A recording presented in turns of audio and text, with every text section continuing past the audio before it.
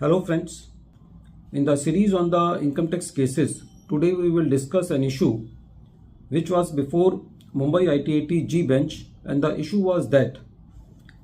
if some intimation is issued to the assessee under section 143 subsection 1 and some disallowances are made,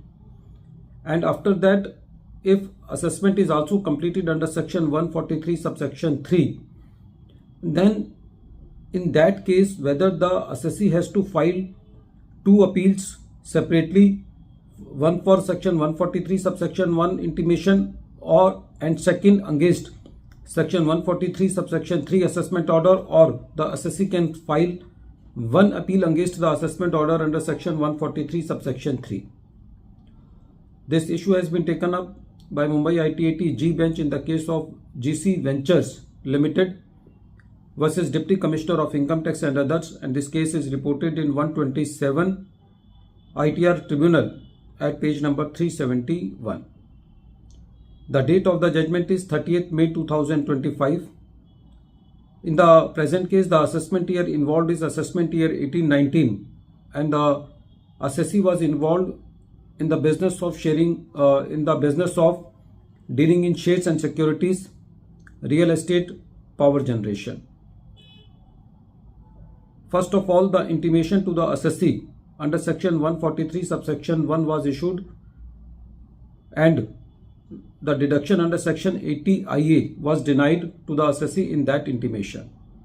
After that, the case of the assessee was picked for scrutiny under section 143 subsection 3, and the assessing officer in the assessment proceedings made the disallowance under section 14A read with rule 8D, and also added the amount of the disallowance to the book profits under section 115 JB. The assessing officer also denied to the assessee set-off of brought forward long-term capital loss.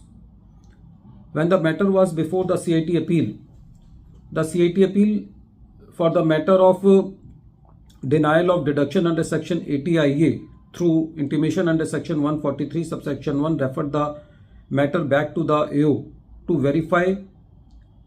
the deduction under section 80 IA with the direction that if the AO finds that the deduction should be given, then it should be given to the assessee as per law. And as far as the disallowance under section 14A was concerned, the CIT appeal restricted the disallowance read with rule 8D under section 14A and said that only those investments should be considered for the rule 8D purposes which are yielding exempt income, and also said that the disallowance should not be added to the book profits under section 115 JB. The revenue challenged this order of the CIT appeal on the hyper-technical ground to the tribunal that in the present case the assessee should have filed separate appeals, one against the intimation under section 143 subsection 1 and one separate appeal under section 143 subsection 3. When the tribunal heard the matter, the tribunal was of the considered view that in the present case the filing of separate appeals only will result in multiplicity of proceedings, and section 143 subsection 1 intimation was never the starting point of the assessment. The tribunal said that if the point or the ground of the revenue will be accepted, then it will make a sense that the computation sheet will run against the assessment order, and that cannot be the intention of the law in any case. The tribunal said that in the present case, once the order under section 143 subsection 3 is made, then in that assessment order